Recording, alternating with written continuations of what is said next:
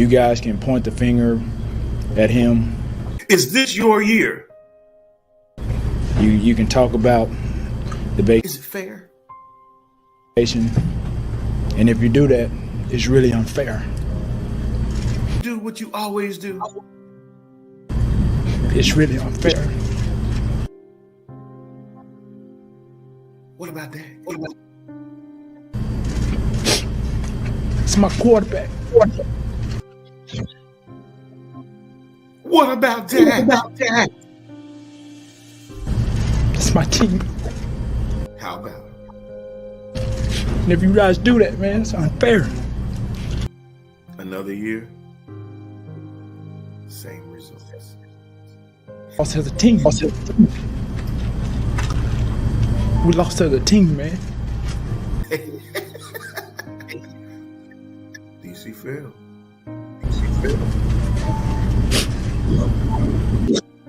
For L. Fail.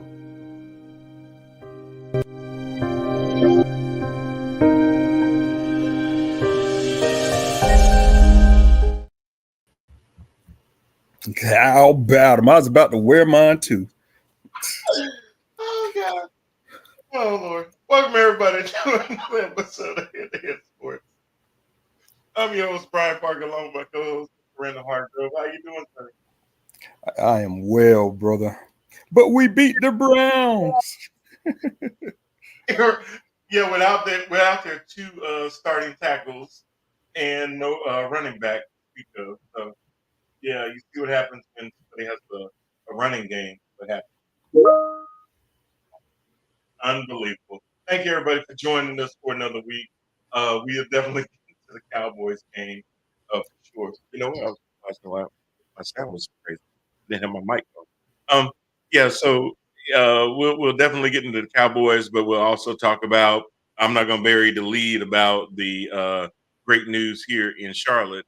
But thanks everybody for tuning in for another week. You know what? Did not start us up on Instagram. So now we are streaming live and direct on Instagram, Roku TV, Amazon Fire TV, LinkedIn, Facebook Live, as well as YouTube.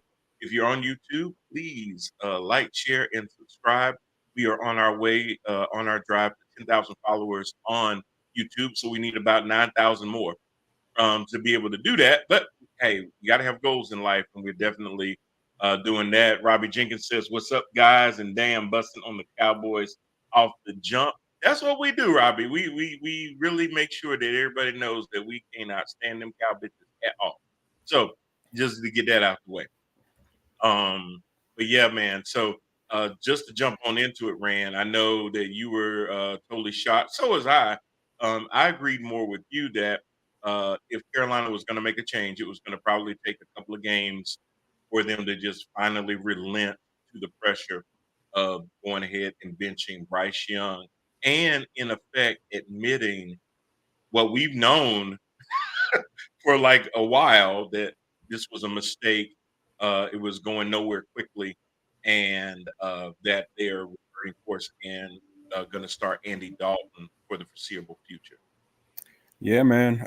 I did think it was going to be maybe another 5 or 6 games of the misery we were watching. But as I'm reading through and sifting through some stuff online, I'm finding out that Coach Canales was about to lose the locker room, man, if he kept on sending this guy out here.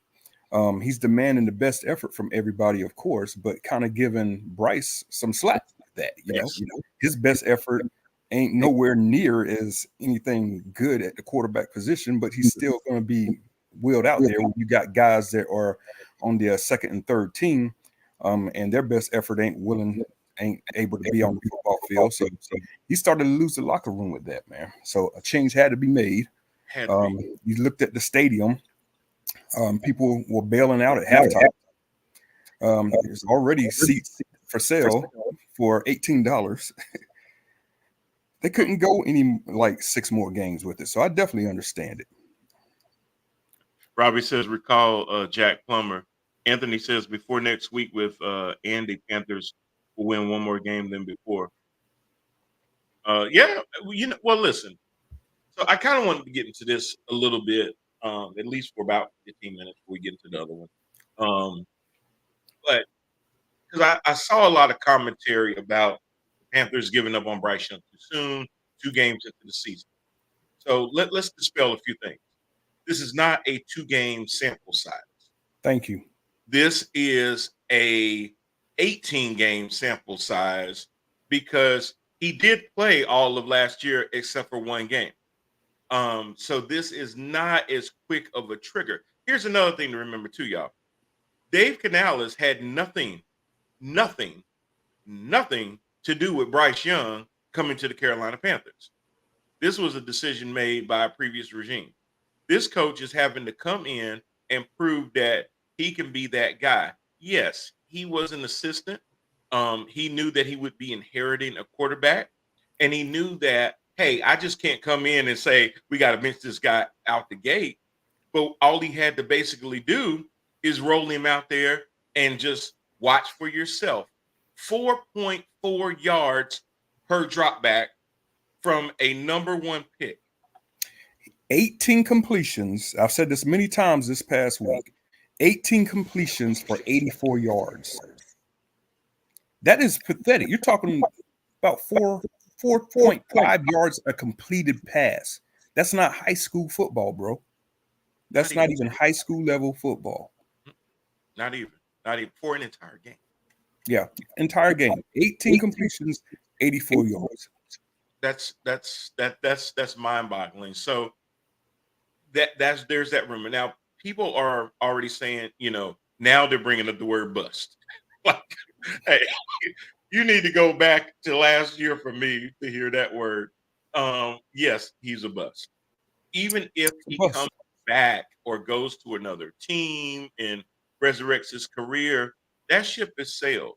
You're still going to be a bust regardless. Now everybody's like, well, the blame game. Here we go. This is the part of the conversation I'm going to take part in. Go ahead. Even my wife asked me today, she says, there's this article talking about how the Panthers mismanaged Bryce Young. I said, absolutely. They did. They did. They did a lot of ways. Number one, from the scouting and evaluation, and Rand, we brought this up so many times, they determined the difference between Bryce Young and CJ Stroud based off of a test, not what their eyeballs showed them. They went against the grain, knowing that smaller quarterbacks traditionally have a harder time translating their game. In this league. It does not translate. Just because he could win the Heisman, he could do everything on the college level, but taking a smaller quarterback and inserting them into the NFL is very hard. Are there going to be exceptions? Yes. But when somebody brings up Kyler Murray, I will remind you, Kyler Murray will also escape danger by utilizing his legs and everything else to stay alive. Once Kyler Murray can no longer run, it will be Bryce Young. He will no longer have the ability to extend plays. And if he's just sitting back there waiting to be able to see passing lanes, it's not going to work. And the reason is that all of the players in the NFL are fast. Maybe fast guys were spread out over all these college teams. But when they finally get to the NFL, you got the fastest at every position. You can't just sit there and wait for a guy to get open and throw to him because he's no longer open. There is a back. And I finally, and you know what, Rand? I was talking about feet and eyes about Bryce Young. You know, D-backs are watching his eyes and his feet. And until he gets set, then that's when they jump. I literally heard one of the commentators the game this past week bring up that fact. Number one, that he jumps off his tiptoes. You seen that? He has to jump in order to complete a pass. Throw it. And then he also brought up the fact that the DBs are watching that and they're sitting on his routes because he can't see them until he jumps up in the air and is already in this throwing motion. It's too late, Dan. Yeah. It's too late. Yeah. Now, he won't see them until he come back and land on the ground and they go past him for a pick six. But when he was up in the air, he said, oh, shit. But he already let the ball go. So about the blame, the Carolina Panthers do have a lot to do with it. more in particular than just saying the Carolina Panthers, I'm going to say one Dave Tepper, putting his thumb on the scale, influencing the decision, number one, to draft Bryce Young. Number two, to go back to what we've said many times. You mean to tell me that through OTAs, mini camps, training camps, you sat there and gave Andy Dalton reps, you gave Bryce Young reps, and your conclusion at the end of that was, yeah, we need to go with Bryce. You can't tell me that took place. Ain't no way that ain't no way in hell, man. Ain't no, the only way that could have happened is if you watch practice like this. I'm telling you. That's the only way. Andy Dalton is a 14-year vet in this league. Exactly. Ain't no rookie coming in and putting up the numbers that Bryce was putting up and going to take his spot. It just doesn't happen, man. And I mean, look, you already saw that from a stature, he was small, but even from a build, he was small. You knew last year you didn't even have a really good offensive line to give him protection. So sitting him back there, I hear a lot of people talking about Bryce looks scared. Bryce looks scared. Yeah, he looks scared because he thinks every time he dropped back, he got 2 seconds and he's going to be on the ground. That was the case last year. They did not give Bryce enough help. Why wouldn't you put out your more savvier veteran to, number one, yeah, maybe take a couple of them hits, but give your younger quarterback time to learn. Either he comes in mid-year, maybe he comes in next year, but there's no rush to bring him out on game one. Exactly. What was the rush? What was the rush? What was the rush about? So, yeah, all of those things that you're naming are organizational mistakes. Absolutely. Even this preseason, deciding not to play him in anything but like series versus the Buffalo Bills last preseason game and the last preseason game of the year. That's a mistake.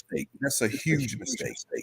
So all of those are the organizational errors. And I just wanted to touch on that as well, because I've been hearing a lot of that as far as, the Panthers mismanaged Bryce. The Panthers did this to Bryce. The Panthers did that. Let me ask you a question. Mm-hmm. Does the organization have anything to do with throwing off of the back foot? No. Does the organization have anything to do with him having to jump up in the air and throw over a defender? Is that an organizational problem? Does the organization have anything to do with him missing a bubble screen to Adam Thielen, who's standing literally 10 yards away from him? Is that an organizational problem? And that was his clearest line of sight. Yeah. I'm going to take that as a no.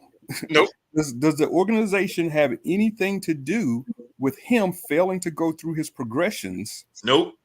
When they find a receiver. Here's the thing. I read a lot of Pro Football Focus. For the second week in a row, the Carolina Panthers offensive line graded out as a top 5 unit. Yes. For week 2. Yes. Week 1, they were top 5. Week 2, they were top 5. Bryce Young dropped back 29 times against the Chargers. He was pressured 4 times. That's outstanding work by the offensive line. Right. Even a mediocre quarterback with that much protection, get the ball down the field. Exactly. I also read that in Pro Football Focus that the wide receivers had one of the best separation weeks this week in week 2. So, when you see Adam Thielen running down the middle of the football field and he doesn't get the ball and he goes up to the sidelines, throws his helmet and has a tantrum, there's a reason for that. Right. The organization's problem? He mad at the organization? Or is he mad at his quarterback? Right. See, 2 things could be true, man. Yes, the Panthers did mismanage Bryce Young, and we just went through all that, why they mismanaged it. Yeah. But Bryce is also to blame for this. Oh, big time. Big time. And, to his credit, what did we say here in North Carolina? Bless his heart. He's 5'10", 180 pounds. Sometimes you just cannot overcome your physical attributes. And he's one that cannot. But one of the things that we alluded to was didn't look like he even did any kind of weight training in the offseason. Thank you. I was going to get to that as well.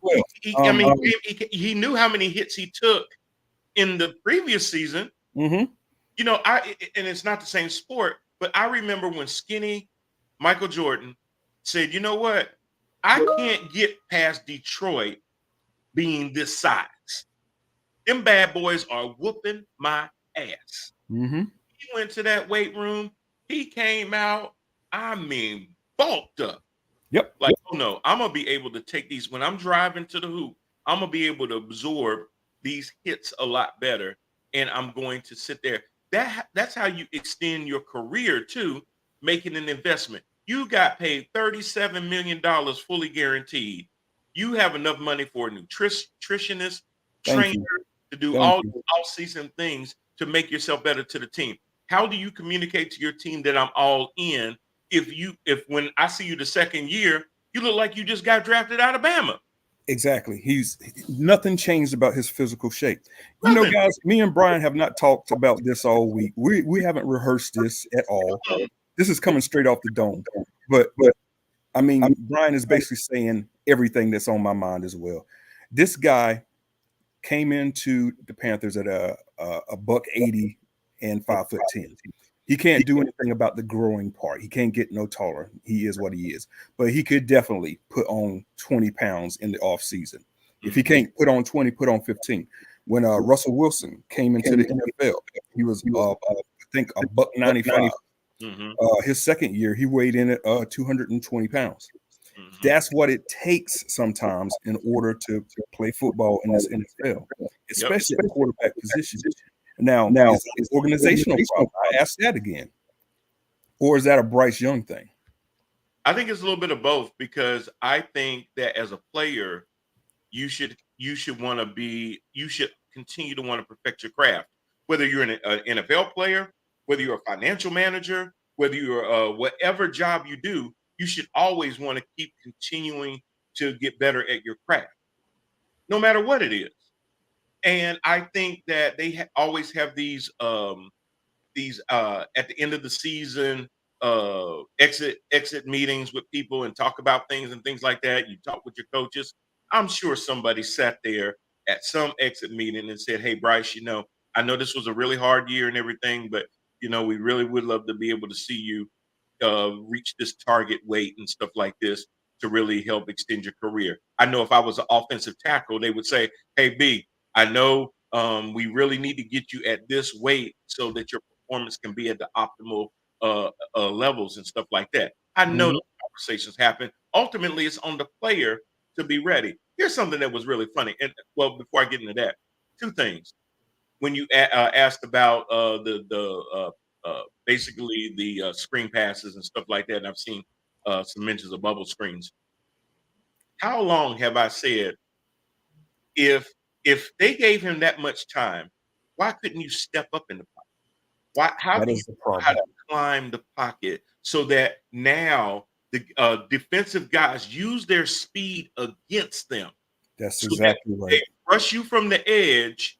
You've already stepped up and they have come behind you and they are no longer in the play. Now you have a clearer line of sight to be able to find Leggett, Deontay Johnson, Adam Thielen, Tommy Tremble, all those boys out there who have been open. They've been open. But if you climb the pocket or do a rollout to extend the play, now you have a better line of sight. How many times do we see him do it? He rarely does it. Yes, that once again, that is a problem. That is a Bryce Young problem, not an organization problem. The pocket is there, guys. The pocket is there. And if you go back and watch the game, the proof of the pocket being there is there. It's on film. It was coming from the side. It's on film. All he has to do is step up into the pocket in order to extend the play, get his pass off. But Bryce Young does one of two things. Evades the pocket when there's no pressure and creating pressure on his own on those edges, or he'll hit the check down and not even wait for the receivers to finish their routes. Exactly. And the entire game. 4 yards in the attempt tells you it's all check downs. Yeah. All check downs. And that just goes back to what Anthony alluded to at 7:11 p.m. just a few minutes ago. Young just looks scared. And he looks scared because he is scared. He is scared. He's scared. And you know what? If you can see that fear over the television screen, think about the defensive back licking their chops and They know saying it. he's about to shit himself. They know it. They know They it. they can see it. If we can see it Smell on it. TV, they standing right in front of him. You know they can see it They and can smell smell it it. and smell it. Those And guys are animals, man. They smell and you filthy. cannot and if the DBs and we can see it when he gets in the huddle, how confident do you feel in this dude, this little dude that I'm looking down at in the middle of the circle, telling me what we gonna do, and he really looked like he believe it? Is he convicted in the huddle? Yeah, you was about to lose that locker room because these guys are saying he can't get it done. When are Exactly. you gonna open up your damn eyes and say, look, we know he's the number one pick? And the crazy thing, Rand, is I heard all these pundits talking about, but he's the number one pick. I heard Joy Taylor talking about it, but he's the number one pick. Look, Trey Lance was the number one pick too. San Francisco 49ers said, you know what? It ain't gonna work. And they spent a lot of capital to get him. It's okay sometimes to be wrong. Now, you did a lot of that wrong on your own, but once you've done it and you've gone down a certain part of this journey, it's okay for you to say, you know what? It's crazy to just keep going. We need to make a fundamental change. And Yeah. a lot of people are saying, man, Panther fans must be delusional. You got to give him time. You got to give him time. You think bringing in Andy Dalton is going to win you more games? Listen, my expectation from Bryce Young wasn't that he was going to take us to the Super Bowl. I'm certainly not a Cowboys fan. No. I didn't think Bryce Young could necessarily get us to the playoffs. Maybe, but if not, all I wanted to see, Rand, was progress, improvement, production. Even if you lose, sometimes it's the way you lose. It's the way you lose. I would, of course, when I tune into a game of my Panthers or my Steelers, I want to see them win. But if they're going to lose, I want to see some entertaining losses, some progress in that loss. Yeah. Bryce Young's last 4 starts, I'm talking about the last 2 games of last season and the first 2 games of this season. The offense has produced a grand total of 13 points in 4 games. Go back and look it up. 13 points in the last 4 games. To me, I don't know what y'all looking at, but that is not entertaining football to me. Now, if Andy Dalton goes out there this week and they lose 30-20, I'm going to be feeling like I saw a parade or something, man. Yeah. Yeah. I would love to see 20 points from this Panthers offense. Yeah. And if he can do that, it'll still be an indictment on Bryce Young because at least he'll show I could get the offense moving. Exactly.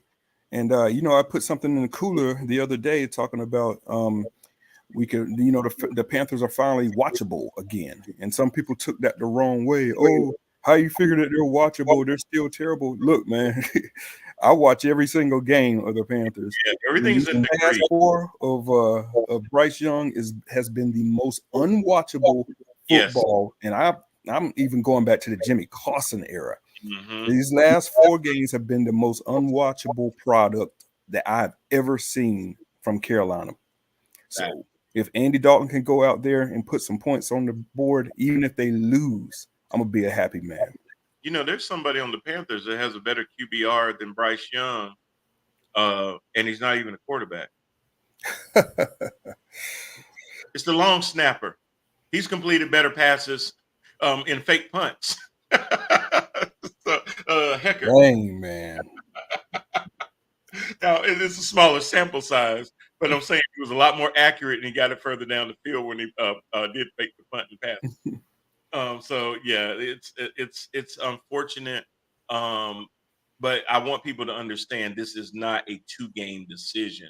This is a continuation of last year's evaluation of a player that has not shown improvement. It was just like how when we saw Ickey last year regress, it was obvious to say Ickey's regressed. It is obvious enough to say that either Bryce has regressed or he certainly hasn't progressed at all.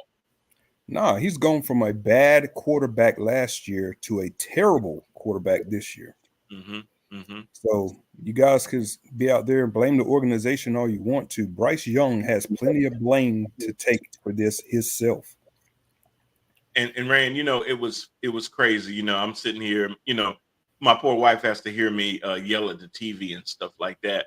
But I was just in awe because I'll tell you Bryce Young's miserable stats in a second. But what was impressive was there was a rookie quarterback 5 hours north of us. Anthony, I'm sure you're going to like this one, named Jaden Daniels. And Jaden Daniels didn't pass for any touchdowns, but he didn't throw any interceptions. He was 23 of 29 for 226 yards as a rookie quarterback. Yeah. No outstanding line to brag about or anything like that. Brian Robinson is a decent back, but I would contend he's no better than Chuba Hubbard. Terry McLaurin is a decent wide receiver. He's by far not no superstar. Right. I mean, so, all these people that kept making excuses about Bryce Young, they didn't put nothing around him. He ain't got nothing around. Excuse me. You picked him number 1, which was you saying that he is so special. He doesn't need everything to be ideal around him. If everything was ideal around him, what the hell made him so special? And if everything is so perfect and ideal around him, or it has to be in order for him to be a functioning good quarterback, is he truly a number 1? No, he's a Jag. He's a Jag, man. He's a Jag.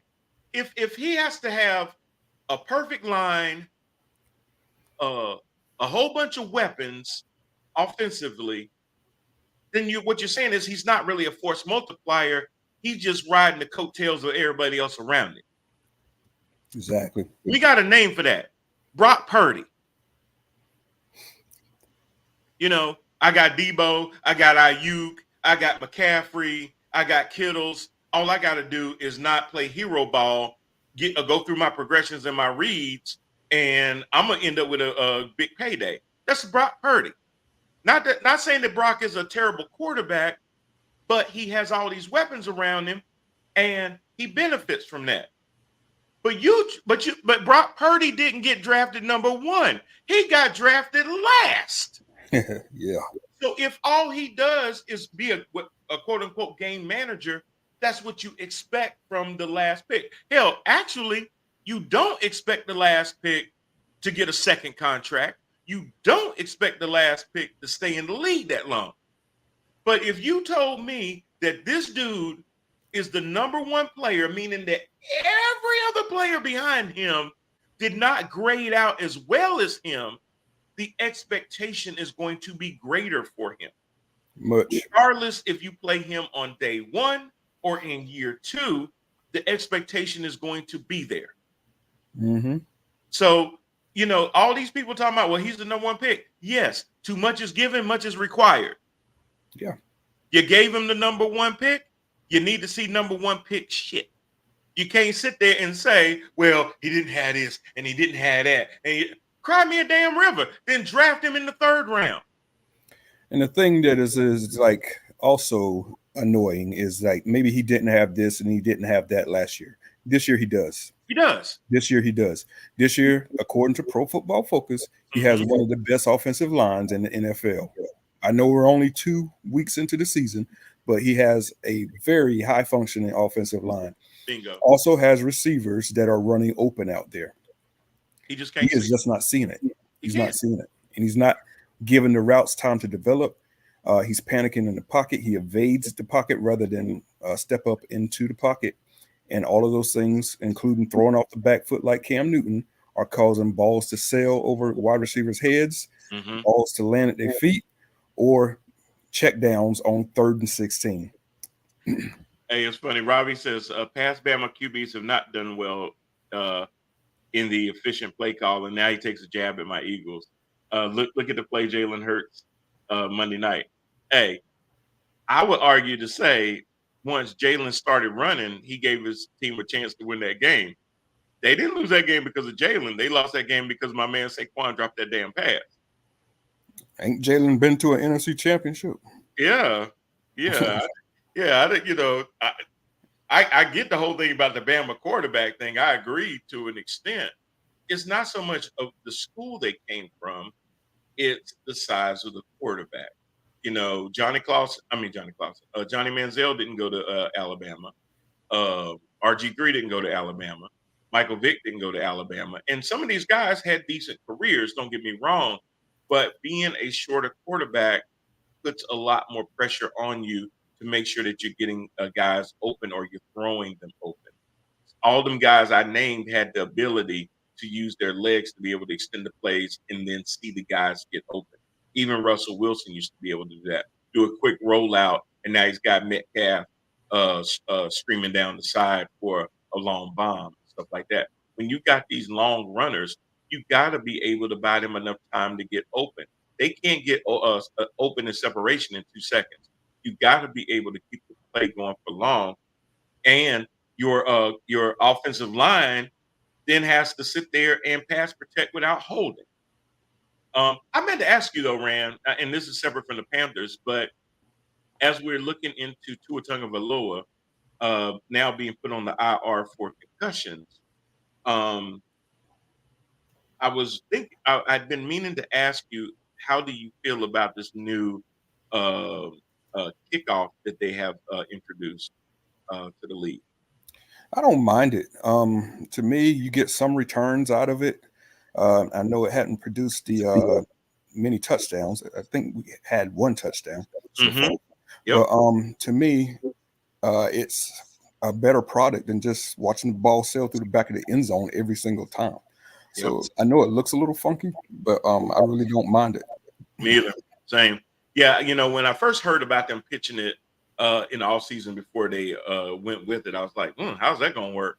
But actually seeing it, pretty much now, it actually looks pretty good. I mean, if you get it, if you get it into the zone where it can be returned, then that's fine. It keeps guys from all these high end collisions and stuff like that.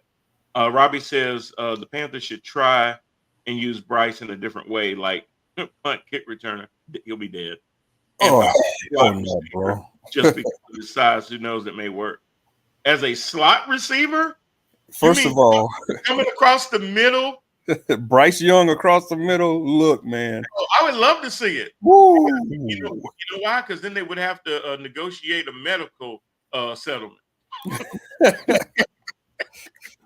First of all, he doesn't have the side-to-side speed. He doesn't even have the straightaway speed to be a slot receiver. No. We don't know how good of a catcher he is, but we do know that he has trouble holding on to the ball just by the number of fumbles that he has when he's hit. So yeah, I'm gonna pass on that one, bro. I hope your ass was joking. I'm gonna pass on that one, bro. You trying to get Bryce not only cut from the team but murdered? Yeah, I don't know if look, if you want to see a stretcher come out to the middle of the then that's exactly what's going on. Hell, you think he's scared now? Put him back there for kick and punt returns. You're gonna see fumbles every single. Hey, all you want to see him do is this. But there's no I don't care. He's just gonna wave. Fair catch, bitches. And he ain't gonna catch it as soon as defenders come running at him. I don't care. I just want him to know I have no intention of touching this ball. Y'all leave me alone. Hell, you might as well go ahead and put that red practice jersey on his ass. I'm telling you. Don't hit me. What's that old 70s song? If you think you're lonely now, if you think you're scared now. Oh yeah. Wait until punt returns. Oh my gosh, boy! And they're gonna be like, "Man, what's all that? What's that clapping noise? Oh, that's his knees going hitting each other. Oh yeah. That's what it's gonna be. Damn, he ain't got tackled one time. He got brown stains on his pants. Yeah, that ain't dirt, bro. That ain't dirt. Yeah, he'll shit himself, man. He will. Oh my gosh, ain't no way in the world. He'll go in at halftime and they'll be like, "Why he ain't come back out?" He's still on it, man. He ain't coming. He good. He said, "No." Nah. He said, "Here, y'all take the signing bonus back. I'll go back to Chick-fil-A or Cane's." Damn. Anyway, no. So Robbie, thank you for the laugh. That was really good. But yeah, no, there ain't no way. I'd rather see Chuba Hubbard be the quarterback first. Anthony says, is the Bryce Young story the same as Trey Lance? High pick bust, needs a fresh new start. Okay, so Trey Lance was different in the fact that they went off of potential because he hadn't played a whole lot of games. So they were banking on something that they really hadn't seen proven in reality. They thought his measurables were going to be enough. Not being able to say, hey, with my own two eyes or our scouts' eyes, this is what we've seen from this player. We're trying to get ahead of everybody else. And if we hit, we would look like we were just ahead of our time. But that's high risk, high reward. And what ended up happening was none of that came to fruition. He wasn't what they thought he was. Yeah, I remember there was some chatter about the Panthers potentially drafting Trey Lance, and I was at the time like, please don't take this kid. He played 14 games in 2 years at a small college school. Yep. That does not translate to the NFL, man. And I knew it at the time. And as we sit here today, well, you see he's second string for the Cowboys, has not got his opportunity. Mm-hmm. And probably is a career backup in this league. Yeah, because now that they've signed Jack to that extension, him and that clipboard are never going to be too far apart from each other. And you know what? I think he's good with that. And I think that Bryce will be good holding a clipboard too. I don't think he wants to be out there, B. I don't. Yeah. You know how like sometimes somebody has to protect you from yourself because too much pride will keep you from saying, you know what, this is a lot for me right now. Yeah. It almost had to be that. Now, the thing that I found disturbing about this whole thing was there were reports from Bryce Young's team that they were totally shocked by the decision. Yeah, okay. Let me tell you why that would be, if that's true, that would be stupid. Let me tell y'all why I think that is absolutely bonkers. And I'm gonna tell it to y'all this way. And hopefully y'all will understand. Jordan Love, Caleb Williams, Jacoby Brissett, Justin Fields, Justin Herbert, Will Levis, hopefully, Aaron Rodgers, Deshaun Watson, Daniel Jones, Josh Allen, Trevor Lawrence, Bo Nix, Kirk Cousins, Jaden Daniels, Anthony Richardson, Joe Burrow, Kyler Murray, Patrick Mahomes, Derek Carr, Jalen Hurts, Dak Prescott, Baker Mayfield, Sam Darnold, Tua Tagovailoa, C.J. Stroud, Geno Smith, Lamar Jackson, Jared Goff, Matthew Stafford, Gardner Minshew, Brock Purdy. What do they all have in common? Their stats are better than Bryce Young. Every last one of them. Every last one of them. I had to go through that many names. I had to go through 2 pages just to get to Bryce Young. It's a terrible product. He was shocked that they benched him. Now that tells me one of 2 things. You are highly unaware or you're highly entitled. Because if you think that somebody drafted your ass number 1 and I named Gardner Minshew, Sam Darnold, Bo Nix, Daniel Jones. Basically, anybody else that's starting in the league is above you. Damn, everybody. Yeah, everybody. But then when you start thinking about some of these other dudes, and it's like, wait. Bo Nix got a better QB? Yes. Yep. Uncle Rico. Absolutely. Uncle Rico balling. He is balling. Uncle Rico balling. Sam Darnold is balling. You see that pass from the end zone he threw to Justin? Yeah. Sam, where you been, baby? Come back. We were just kidding. Come on back to Carolina, Sam. We was just kidding. You can see as many ghosts as you want to. Shit, Boy. I don't care. See Casper. Come on back. It's unbelievable. How the hell were you shocked? Not disappointed, not man, yeah, I could have done better, da da da da da. Shocked? Really? You should have been shocked that it didn't happen last year. Telling you. Shocked? That's a hard word for me to deal with because it implies that you have a lack of self-awareness. Which I think he does. I mean, my God. I mean, you ain't scored a touchdown except for the one that you ran. You ain't passed for a touchdown and God knows when, and you're shocked. Yeah, and I honestly think that Bryce is a good actor, man. I really do.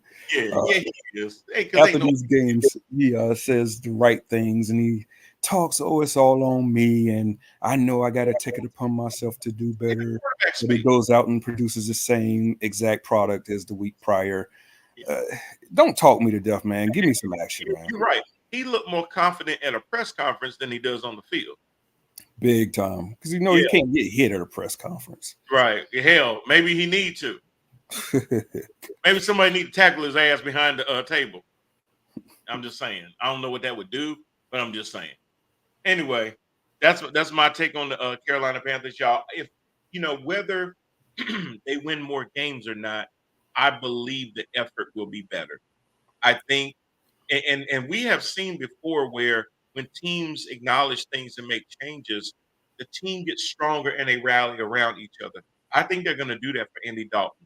I believe you will see a better version of Deontay Johnson and Adam Thielen and Leggett. I think you will see that. I think you will see even Chuba Hubbard improve. I still ain't figured out why they keep bringing Miles Sanders in, because Chuba seems to be the better back to me. But you will start to see more holes open for your running backs because now the defensive can't just pin their ears back and go four-man rush stunts and stuff like that to come after the quarterback. Now they're going to have to respect the pass, meaning that it should take pressure off of the runners. Yeah, and this is a quarterback that knows how to handle a blitz. He knows how to audible. Right. So if your folks get too aggressive and Andy starts to climb that pocket, then you're going to start to go, wait a minute, we need to this and that and the other. Now, is he a threat of just running? No.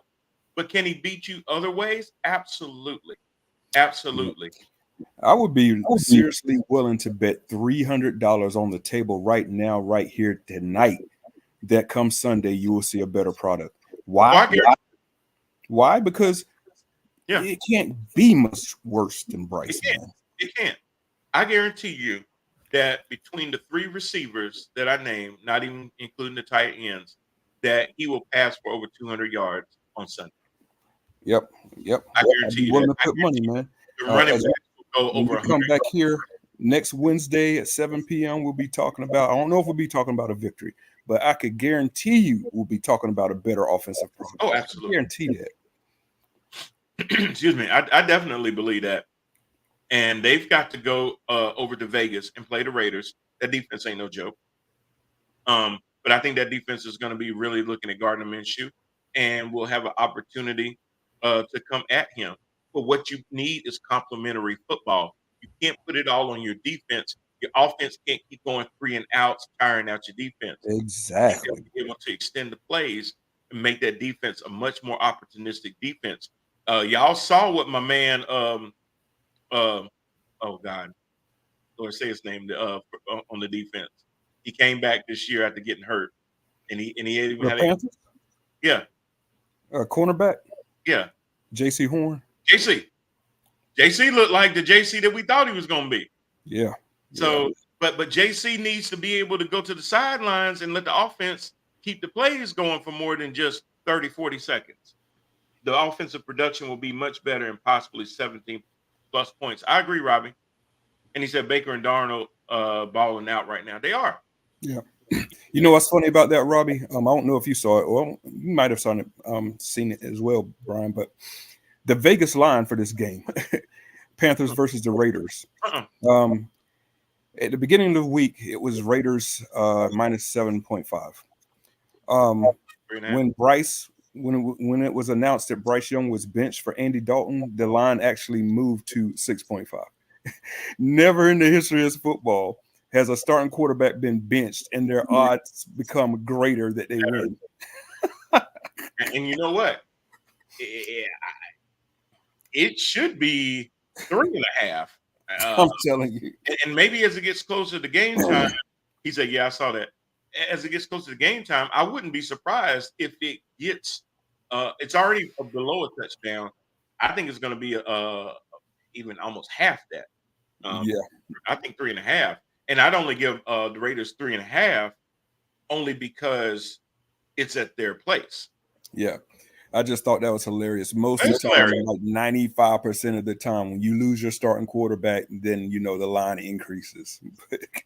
Big That's time, right. most of the time. Right. Because now they're saying, "Oh man, like the Dolphins losing Tua." You would Like Green expect, Bay, yeah, losing Love. expect that, yeah. I'll take the Panthers at plus 4.5. Me too. I'll take Give me, that. yeah, I'll take it too. Give me 4.5. Please, DraftKings, if y'all are listening, please let that be one of the spreads. I've stayed away from the Panthers all year on DraftKings and FanDuel, but if y'all put up 4.5, I'm at least spending $50 on that. I'm here for it. I'm here for it. Just give me some good odds. Give me a nice little parlay to go with that. Maybe some add-ons, some any touchdown scores and stuff. Oh yeah, I'm all over that. And I'm telling you, first game of the year, and Robbie can attest to this. Bryce Young's over/under for passing yards was 199. I was sitting there just teetering. Should I throw some money on that under? Oh, I would have put $1,000 on that under. I literally wanted to do it, man. I ain't got it, but I would have found. He only passed for 161 yards, so I would have been sitting here a very happy man had I put some money down. But I'm kicking myself today.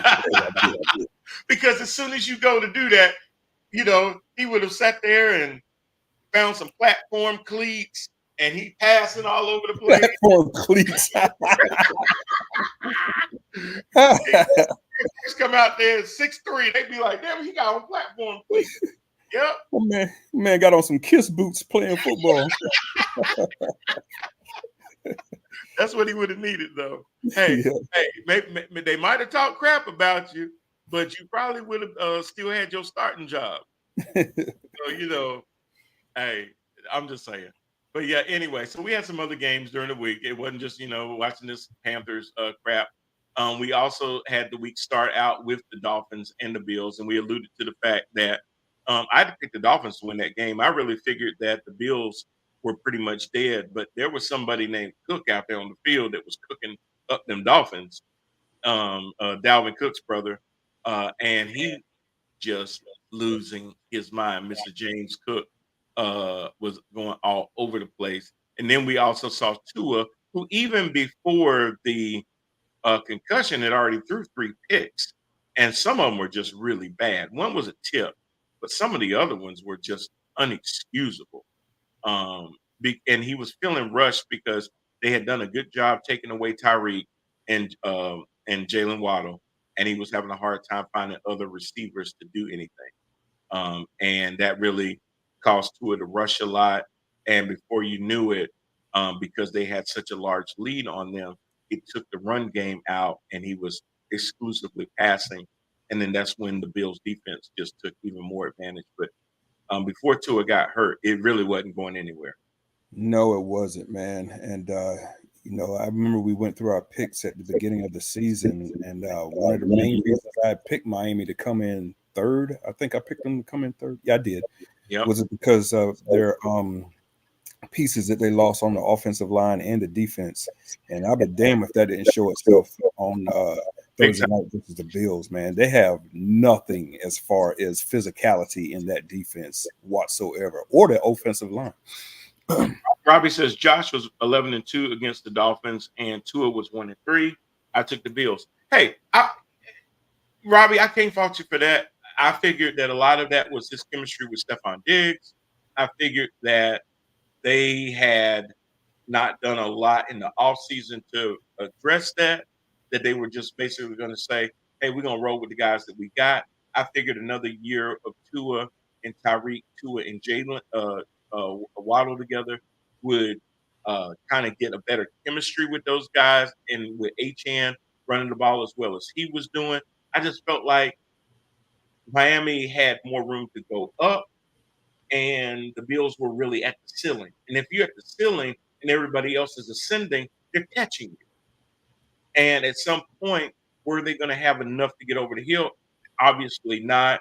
Sean McDermott called a really good game, had a good game plan, knew how to rock Tua early, and he just did not recover. Even before the concussion, even if he played the whole game, they had no chance of winning that game. They were being physically beat the hell up, man. They really were. They were losing the game in the trenches badly on both sides of the ball because, like I said, Cook was going out there just slicing and dicing and breaking off long plays. It wasn't just the fact that he was rushing for a lot. A lot of those came in clumps, big play runs. Robbie said for some reason, though, that Bills defense is strong in divisional games, freaking locked down the Panthers. Yeah, they did. Every time I couldn't blame Tua for not being able to get it to Tyreek. They did a great job of doubling him and containing him. And by the time he got open, Tua had already made another decision with the ball. So, yeah, they did exactly. They said, if you're going to beat us, Miami, it will not be because Tyreek Hill got no damn 200 yards receiving. Yep. You're going to beat us another way. And hopefully we'll be able to neutralize that too. But it will not be because of Tyreek Hill. And you're right. They do play better with their division. The other thing with Miami, and, here's the thing with them. In the biggest games, they come up flat. When they're playing a lesser opponent, they beat the brakes off of them. If that had been Denver instead of Buffalo, they would have wore their ass out. They would have worn them out. I have no doubt of that. But the problem is you cannot play Denver 17 games in the season. Mm-hmm. You got to be able to play the big boys, and we'll get into why that translates into the bullcrap that we saw in New Orleans with the Cowboys and the New Orleans Saints. Yeah, and before we go there, just a quick closure on this. The Dolphins got a serious problem now with Devin Tompkins at quarterback. Yeah. I thought they had what's his name? Skyler at quarterback. Skyler, what's his name?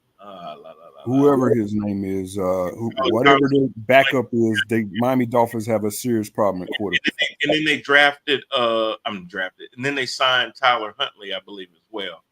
But I believe it's Skylar Thompson. Skylar Thompson. I'm sorry, I said Devin Tompkins or whatever I said, but I meant Skylar. Okay, yeah, okay. I was like, who they get? Okay, yeah. So Skylar is not.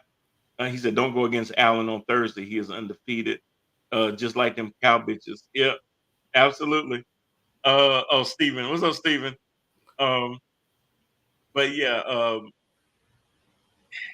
man, they're gonna have a lot of trouble with that. So they may end up being at the bottom of the division, especially if Jacoby Brissett keeps playing the way he is in New England. The Dolphins may actually end up bringing up fourth place instead of third because on the IR. So anybody that doesn't know how the IR works, a player has to be out for a minimum of 4 games to be on IR, which is why teams a lot of times try not to put a player on the IR if they don't think it's going to take a full 4 games because you have to do that. Now, if you don't put them on the IR, you don't free up a roster spot too. So now it comes down to numbers. We need enough healthy folks to be on the sidelines on any given Sunday. And if we don't put somebody that's unable to perform on that sideline and we don't put them on IR, now we're holding a position back. So it's a very, very hard decision, but it's one that they had to really go ahead and decide on before they went into this week, because if they had waited until after this week, then that 4-game clock wouldn't have started until Monday. CMC lives on the IR. Bro, don't get me started. A whole lot of them. Debo does too. We're going to talk about that too. And I drafted Debo. Debo, Brandon Cooks, CMC. Who else always getting hurt? can't make a whole damn season. There's a whole lot of them, and we'll talk about that because Sterling Sharp from the not Sharp, but Shannon from the Giants. If Oh, he oh. even still plays football. God, yeah. I mean, he be on the injury report more than not, or at least listed as doubtful or questionable. Always got a Q or a D beside their name. Sometimes they end up playing, but you never know until they go through their walkthrough on Saturday or even their warm-ups on Sunday. So the worst time for me on a Sunday is at 12:30 because that's when you get the final injury report of the 1 o'clock games to find out who ain't playing. And I'm like, oh my God. So a lot of times, even when I'm doing my little betting and stuff, I normally wait till about 12:40 to start betting because I at least now they got the updated injury report. But looking at the Cowboys, Rand, I will give Cowboys fans a little bit of credit. After they beat the Cleveland Browns, I saw very little chest bumping, very little memes about this our year or anything like that. They were hopefully optimistic, but they weren't all on my social media feed talking about, you see what we did? You see what we did? Because they knew that they got 16 more games to go, and they really wanted to see what was going to happen. I will go ahead and reiterate, though, when they played Cleveland did not have their tackles, and they found a way to neutralize Myles Garrett by rolling the plays to the opposite side of the field. That worked in that game, and they looked pretty good. But then the Saints came and played them in Dallas. This was at Dallas, wasn't it? It was in Dallas. Yeah, this was a home game. That's right. It was a Dallas game. The Saints came to Dallas, and they said, we are going to run this ball down your throat.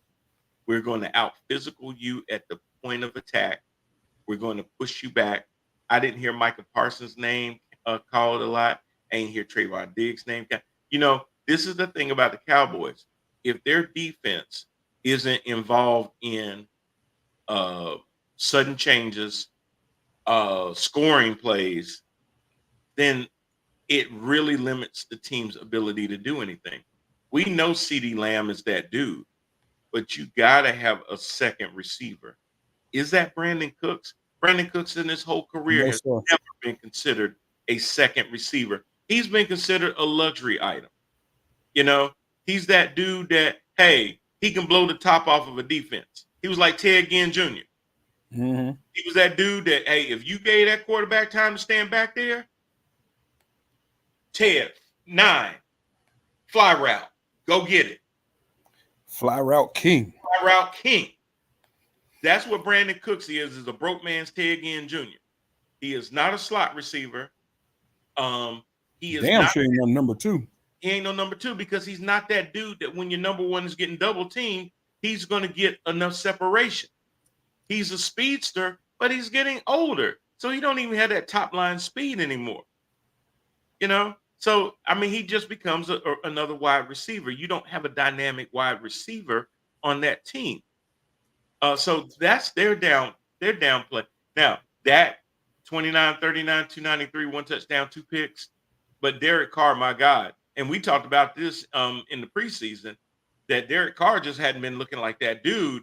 And you even, I think, said he was on the hot seat because of his play and the expectations that they had of him when they brought him from the Raiders over to New Orleans. He just hadn't been that guy. Alvin Kamara looked like maybe his best days have been behind him. Well, he ain't do nothing but run for 3 touchdowns on him. Yeah, Derek Carr. And caught another. He had 4, but he ran 3 of them on him. Carr at the beginning of the season was under pressure to be taken over by Spencer Rattler from South Carolina. Very good quarterbacks coming up that they just now drafted, but I don't think Carr has to worry about much anymore. No, he's been playing out of his mind. Crazy. So he looked good. Now, here's the crazy thing. They scored 44 points. Derek Carr only threw 16 times and had 11 completions. Because he had 243 yards passing and one of them was that long bomb to Rashid Shaheed. So between Shaheed and Chris Olave doing their thing on the outside, Kamara doing his thing, catching the ball out the backfield, straight running, Taysom Hill doing his stuff before he got hurt. The Cowboys were just out physical, and they basically got beaten into submission early. They gave up. Have you ever noticed this about Dallas too? Majority of the time, if a team could jump up on them by 10 to 15 points, they go into shell shock. Yep. And they just cannot. They panic. It's like, they panic. It's like being thrown out into the middle of the deepest part of the pool, and they just can't swim to the edge, man. Yeah. They just you know what? They taking on more water than they can sit there and tread, and they just like, I can't do it. You know, the more I move, the further down I go. And part of that, though, Rand, is a couple of things. Now you're leaning on your defense to help bring you back to get stops. Your run game has to disappear because now you have to catch up and throw it in the air, and their defense knows that. They know that you can't make up that difference running an old-ass Ezekiel Elliott out there. And now they say, hey, we know that if we take CD away from us, show us that Cooks is your number 2. Or are you going to rely on Ferguson, your tight end, to get back in the game? We're going to do everything over the top and make you play underneath. And you know, it's a copycat league, man. So it's going to be very interesting to see how the Ravens just Sunday play against Dallas. If I were them, I would double up Lamb and let whoever else be the deciding factor, but it would not be CeeDee Lamb. And Robbie alluded to that. He said now the 0-2 Ravens are coming to Dallas. Dangerous team. Dangerous, hungry, pissed off Ravens are coming to Dallas with a very physical team on the defensive end. And, you know, for me, that's like one of them beautiful games that I can't lose that game. It's like if the Cowboys lose, I'm happy. If the Ravens lose, I'm happy. It's a win-win situation. That's right, because that's your AFC North combatants there. That's true. I honestly think that the Ravens are going to whoop that ass. The Cowboys about to be 1-2. I would love that for Cowboy fans to have to shut up for another week. You know, the biggest question mark is going to be Lamar. His ability to get the ball to Bateman and Flowers and his other receivers, particularly Mark Andrews and Isaiah Likely. They have to be a real big part. What's up, V-Roll? They have to be a big part of the offense to have success against the Cowboys because now they can't just hone in on one person. Plus, Lamar Jackson can really negate Micah Parsons if he can sit there and identify where Parsons is lined up in pre-snap. If he can look across, see where the pressure is coming in pre-snap, and roll the other way, you can make Micah Parsons pay for being quick because you can roll the play away from him and have a whole lot of opportunities going downfield where now Likely can get the ball in space, where Bateman, Flowers can get the ball in space. You have a lot of opportunities to do that. Make sure you stay away from Diggs, but that middle of the field, once Parsons steps up, is for the taking. Yeah, you got to watch D-Law and those folks like that, but really, Mike Parsons is the one putting the pressure on the quarterback. And you got to think about it. The last 2 quarterbacks Mike Parsons has come against was Mr. Masagi and Derek Carr. Masagi can run when he need to, but he didn't a lot in that first game. So he's come against quarterbacks that weren't really predictably moving as he was moving up. If Lamar gets a seam on you and you came up too fast and he blows by you, good night, Irene. It's a done deal. I think they can use the speed of the Cowboys' skill players on defense against them. But the biggest game plan for the Ravens is run. Yeah. I'm just going to love to see it. For not getting Derrick Henry on their team, show Jerry Jones why you should have called Derrick Henry while he was working out in Texas and he could have been a Cowboy. Ridiculous, especially when they needed a running back. But at the end of Sunday, going into Monday, I'm either going to be looking at an 0-3 Ravens team or a 1-2 Cowboys team, and that's going to be a beautiful Monday for me. Right. Because if it's an 0-3 Ravens team, man, there's going to be a whole lot of finger pointing. If it's going to be a 1-2 Cowboys team, it's going to be funny to watch Jerry try to put a spin on it. Jerry tried to put a spin on it today or yesterday, talking about, well, y'all get on this when we have all this early season success and flame out in the playoffs. Well, maybe we having some bumps and bruises now so that we'll be better in the playoffs. Hey, Jerry, if you don't win enough games in the regular season, there ain't no playoffs. You ain't even going to get to the playoffs. But he's a spin doctor, man. I was listening to him going, man, you must be talking to them delusional ass Cowboy fans because ain't no way I believe what you're saying. I was listening to him too. My thought was, why does this dude continue to give interviews? It makes no sense to me. Because he's a media whore. It's crazy to me. And they do it because they know that Jerry might just slip, especially when you get older. You know how you just slip up and you say something. They try to see if they're going to catch him say something. Anthony says, hate to say it, Cowboys defense will get in Lamar's head and make him make mistakes. I am afraid of that. Unless they have a good game plan and they execute it, Anthony, you could be correct. Robbie says Micah Parsons might want to start believing in the unbelievable. And then he says, and Stephen A. Smith will have a field day if the Cowboys lose. Oh, bro. Man, you ain't lying. Bro, you know what? As soon as the Cowboys were losing, I went to his feed, and he didn't disappoint. I already knew. He never does. I was like, especially if they get killed. It doesn't get old at all. All. I'm here for it. So I'm with you, Rand. I can't lose with that game. I ain't betting on it, but I can't lose with that game. Just from the standpoint that, the Ravens have always shown me that they do not take advantage of their opportunities. You brought in Derek Carr really to be more of a luxury, but you're not using him and utilizing him the way that you need to. And I just don't get it. He disappears from games because then they'll start trying to do other stuff. And I'm like, pound the ball. They better use him on Sunday because the Cowboys have shown they cannot stop the run. Derrick Henry, y'all, runs the ball. Yeah, that's going to be a good one. And that's a free tip, Ravens. Give the ball to King Henry, and you'll have a W. You can eat that W. Oh, Lord.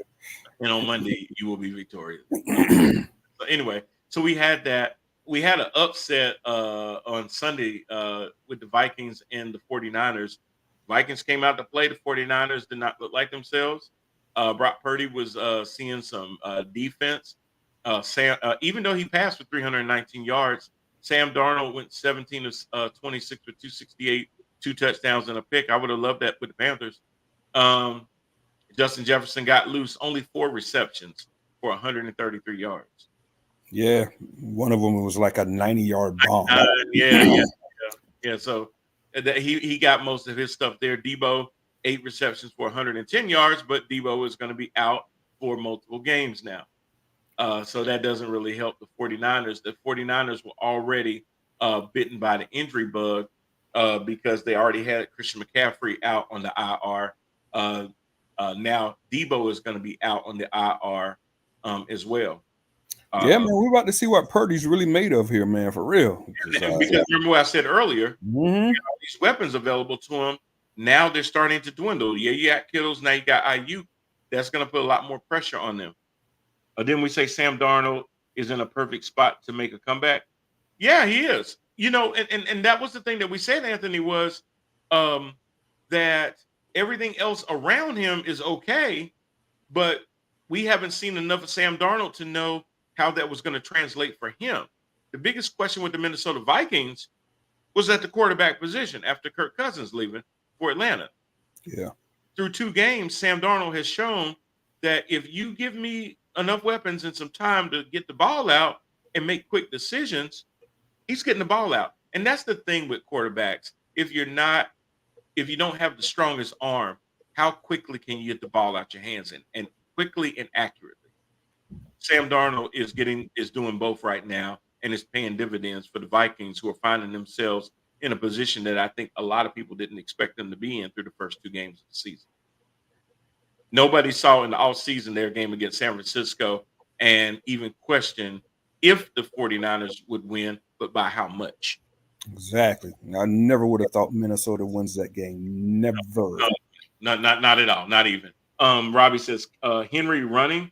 Better hope he don't give out his famous disrespectful stiff arms. I would love to see Derrick Henry running and Trayvon Diggs. Please, yes. have to make a business decision.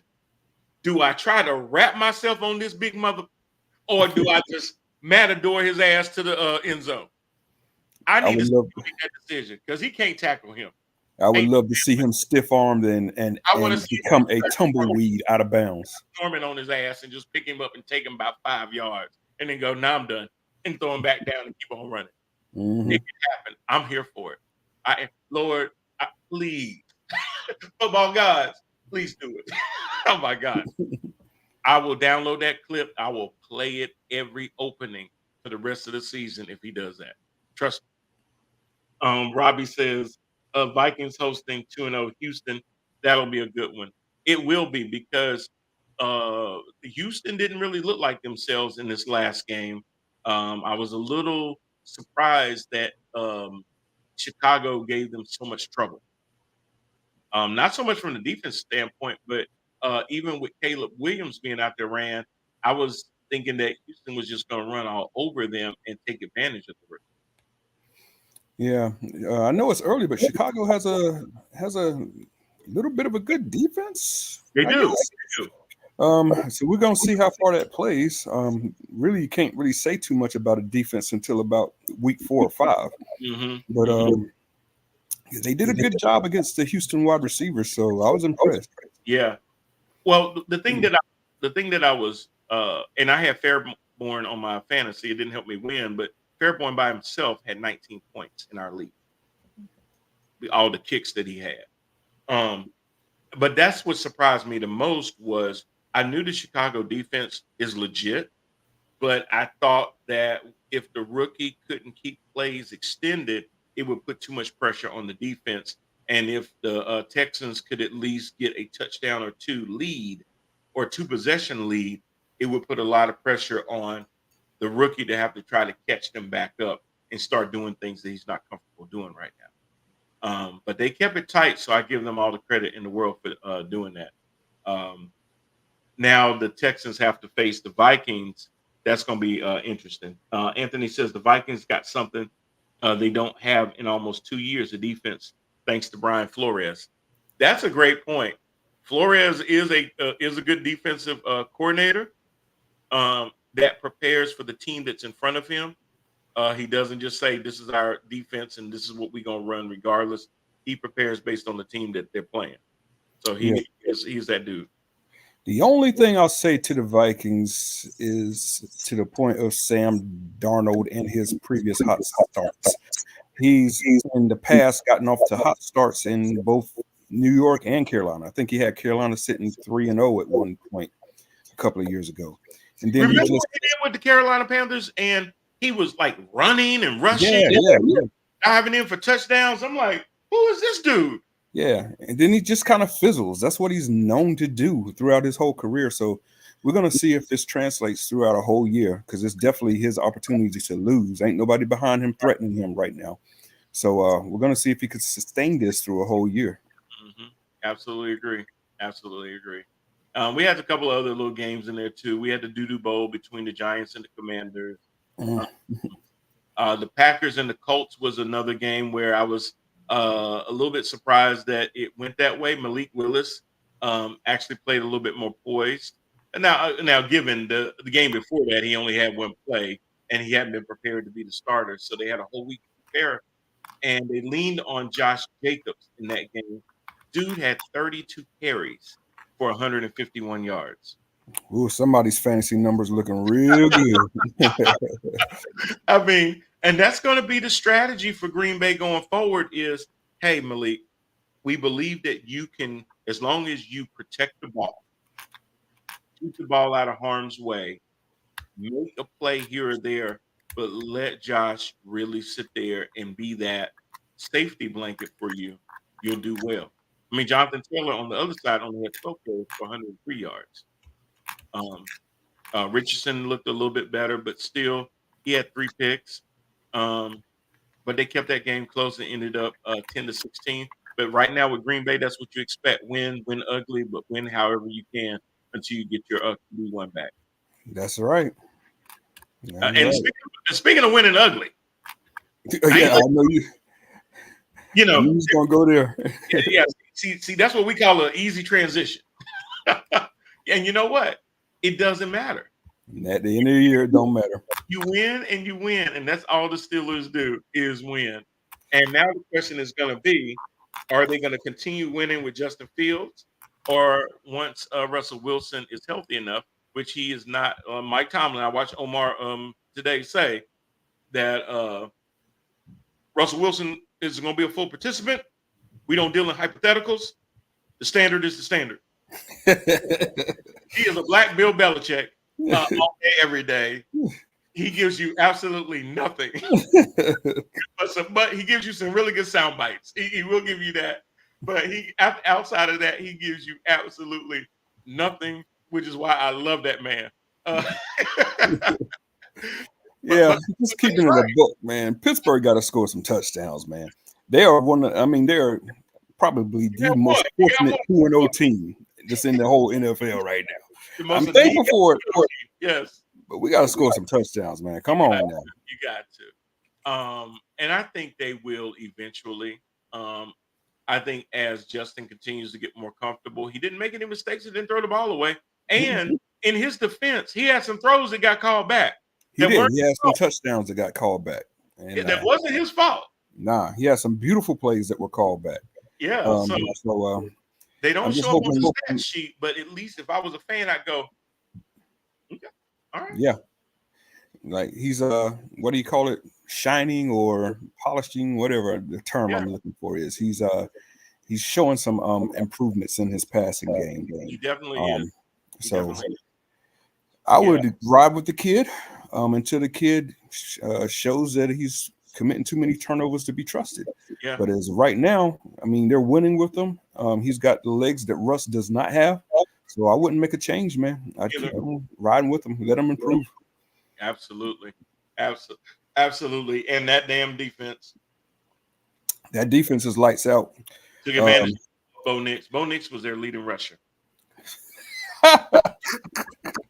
4 carries for 25 yards is what you got Javonte on your team as your running back, but Bo Nix led the team in rushing. Make that make sense. Yeah, I keep telling people that they throw out their stats to me about another team's offense, and I got to be prepared for this quarterback. TJ Watt is an absolute disruptor of all of that. It don't matter what you call in the huddle if TJ Watt is in the backfield within 2 seconds. So exactly, it changes everything, man. Javonte Williams had 11 carries for 17 yards, an average of 1.5.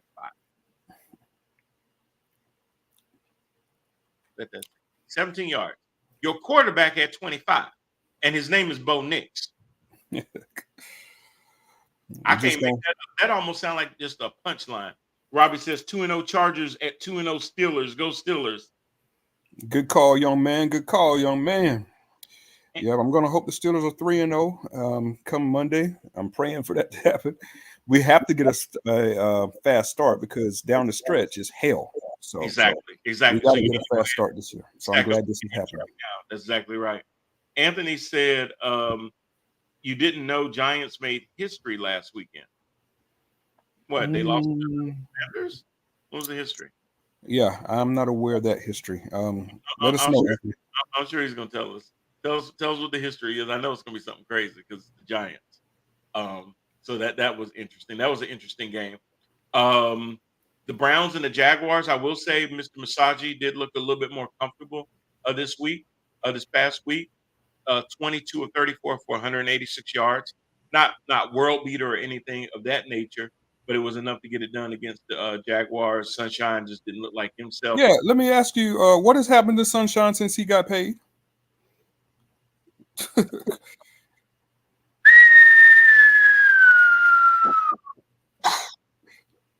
Wow, man. Yeah, like straight garbage. Garbage. Didn't pass for a touchdown. Yeah, nothing. And I mean, like I said, Deshaun Watson was Bryce Young in his first game, where he couldn't get the ball down the field, a lot of short passes. And I was hoping that the coaches were like, look, we got to get this guy in better opportunities to be able to use his arm, use his legs. He did run a little bit more. He ran 5 times for 20 yards and a touchdown at that. So he did do a little bit more. They got Deontay Foreman involved in the run game. Jerome Ford involved in the run game. Took a lot of pressure off of Deshaun. But then he also, I mean, he didn't throw any touchdowns, but he didn't throw any picks. Had a lot better yardage outing than his first game when he played the Cowboys. Their scheme was just totally wrong against the Cowboys, and it was at least good to see him stave off some of the doubters at least another week. Not totally, but stave them off a little bit. Now, talking about some world beaters, I said the NFC South is going to probably be one of the worst divisions in football. There are 2 games. They are not. You got the Falcons, not the Falcons. The Falcons actually won against my Eagles. But then you also have the Saints doing what they're doing. And now you got the Buccaneers doing what they did against the Detroit Lions. The team that I said is going to the Super Bowl looked like they were being overmatched by Baker Mayfield. Even though Baker only threw for 185 yards, and he was their leading rusher as well. 5 carries for 34 yards. He got that ball to Chris Godwin and Mike Evans and let them do the rest. Baker's just looking good, man, and I hate to say it. It really pains me to say it. I know, because you got he's them looking good. Cooler that's going to take that way too far. You know, guys in the water cooler, he's looking good right now. But let me go ahead and spoil it right now for y'all. He's not going to the Hall of Fame. So I just want to make sure.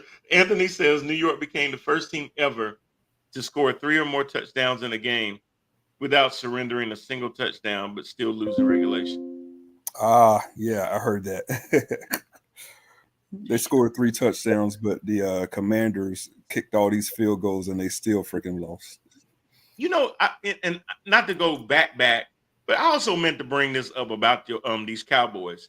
Do you realize that the first time they punted was in the 4th quarter? They went 6 straight scoring possessions, the Saints did. The first time they kicked the ball to the Cowboys was 9 minutes to go in the damn 4th quarter. First punt of the game. You know it's embarrassing when Derek Carr hits the Michael Jackson on you in the end zone. I said, in the 4th quarter? When they said, this is their first punt of the game. I said, wait, what? In the game? Not the half. The game. So just, if you're a Cowboy fan, y'all gotta take that. That's terrible. Anywho's, with our last bit of remaining time, what games do you have that you're gonna be looking at for this week? Oh man, definitely tomorrow night. I want to see what these Jets do against the New England Patriots. They should win that game and win that game easily. If they struggle or they don't win that game, I think that New York's in a lot of trouble for the rest of the season. I mean, this should not even be a match. But that young kid, what was his name? Allen for the Jets, seems to be somebody that Aaron Rodgers may start to have a lot more connections with. I even think Allen Lazard is going to have a lot more connections just because of his previous stint with Aaron in Green Bay, and hopefully him and Garrett Wilson will continue to get on the same page as well. But yeah, that should be a good one. It shouldn't be. Now, New England, Jacoby Brissett has been doing pretty good. Ramondre Stevenson, depending on how he plays, is really going to tell a lot to how that offense gets going. Their defense, I don't worry about, but can the offense of the Patriots match that defense of the Jets? That'll be something. Yep. And outside of that, of course, I want my Steelers to win. I'm just looking forward to seeing who loses the game between Baltimore and Dallas. And I'm looking for improved offensive play in these Panthers against the Chargers. I'll be sitting here 4 o'clock ready to watch that game. I feel like it's opening day for the Panthers. Right? Yeah, all over. Yeah. We doing a redo of the season. Called them last 2 games an extension of the preseason. I'm saying, had he played in the preseason, this is what we would have seen. Robbie says Kansas City at Atlanta. That should be interesting because, as we know, Isaiah Pacheco is on the IR. He's going to be out. They did sign Kareem Hunt. They also have P. Ryan in there as well, and then another little rookie running back that they got. I think it's just going to put more pressure on Kelsey and some of the other receivers, Worthy, Rice, to get involved in that offense. I don't really see Kansas City struggling in this game. But Kelsey, I'm gonna need you to get up out of that daggone Taylor Swift poontang and play some freaking football. Look, come on now. Look, you can't be dipping. Taylor need to wait till February. That's all I'm gonna say. I'm saying. I mean, she's smiling, so I know what you're doing. But need to put that back on hold. Put her ass on tour. She got too much right now. It need to be Eris Part 2 going on right now. We need you, Kelsey. We all need you right now. You got the Giants going to the Browns. I see the Browns winning that game. Eagles are playing the Saints. If the Saints keep playing the way that they're playing, the Eagles might find themselves in a hole and lose that game. Particularly, A.J. Brown is going to be out for multiple games. I'm going to give the nod to the Saints. I didn't hear that. Dang. Yeah, against my Eagles. I'm calling it Falcons for the win, Robbie says. Okay, you might be right. I won't be as surprised if the reason is because Kirk Cousins plays a mistake-free game. They keep the pocket clean for him. He gets it out to Robinson, London, and big man. Lord, I just about to say his name. The tight end. It's on the tip of my tongue. Anyway, you got the Texans and the Vikings. I'm gonna go Vikings on this one because they got the hot hand. Broncos at the Buccaneers. Let's be serious. Packers at the Titans. Hey, the Titans are actually looking pretty good, and it's at home. I'm going for the upset with the Titans. Malik Willis did a little bit this past week, but I think Tennessee is more established. Bears at the Colts. Stop it. Chargers and the Steelers. I'm going with the Steelers because I think Watt is going to be in Herbert's head. Dolphins at the Seahawks. Let's hear it for the 12th man.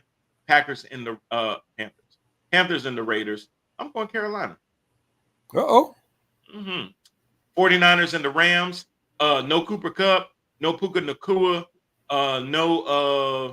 They're missing somebody else, I believe. 49ers all day. Lions and the Cardinals. Kyler Murray did look pretty good. Marvin Harrison Jr. looked like he'd been around for a minute. Beast. God dang. But I'm going to have to go with my Lions on this one. Ravens at the Cowboys. Let's go Ravens. Chiefs, Falcons. I'm going with the Chiefs. Jaguars and the Bills. Sunshine, you got to go all the way to Orchard Park. Sorry. Bills all the way. Commanders, Monday night. It's a doubleheader Monday night football game. Jaguars and Bills. And then the Commanders and the Bengals. Washington, no. It's going to be the Bengals. By default. It's not going to be because they just play well. I think they're just going to be the ones with the ball at the end and win the game. And that's where we are with that. So, a lot of good predictions, a lot of good football this week. A lot of good college football going on this week, too. So, hopefully my Tar Heels can keep beating up on inferior teams and padding their record. I'm here for it. I'm here for it, too. Got a new quarterback. Better than the old one. So, let's go 4-0, baby. Let's do it. I'm here for it. Thank y'all for joining us for another week. I want to see how the 49ers play without Debo and CMC. Me too. It's going to be a lot of Kittle, Ayuk, any of their back. Oh, and you got to remember, San Francisco had the Jordan, what's his name, the running back that stepped in for CMC. They're going to do a whole lot of running in that game, and the run defense of the Rams just isn't there. Remember, their big man retired, so they're not going to have him. They got Fred Warner and them boys still back there, but it's just not the same with Darnold, not Darnold. What's the name? The big man, just retired. Arnold For who? For for the Rams. who? Running back or wide receiver? No, defensive player. Oh, yeah. You're talking about Darnold or Donald. Aaron Donald. Aaron Donald. Yeah, I always want to say Donald. Aaron Donald. Later, guys, enjoyed it, and you're welcome for the last. Yeah, we really appreciate that. I can't wait. I can't wait to see Bryce Young on that stretcher once they move over to receiver. I bet he's like, "You said what? What's wrong with this board?" Hey, he gonna get paid $37 million no matter what. You cut him today, he get $37 million. And he has no good tape to be able to trade him. So that is dead money. Thank you very much, Dave Tepper, the king of paying people even when they're no longer on the team. I'm saying. Even coaches. He's still paying Reich and Rule. Good job with that. The job that keeps on giving. You want a job that pays you long after you quit? You can be like my man that played baseball that's still Bobby Bonilla. Mm-hmm. If you want to be Bobby Bonilla, get a coaching job with the Carolina Panthers. Your kid's gonna be collecting. So anyway, y'all, thank y'all for tuning in. Make sure you like, share, and subscribe. Brand, have a good week. We will see y'all again next week. Peace out.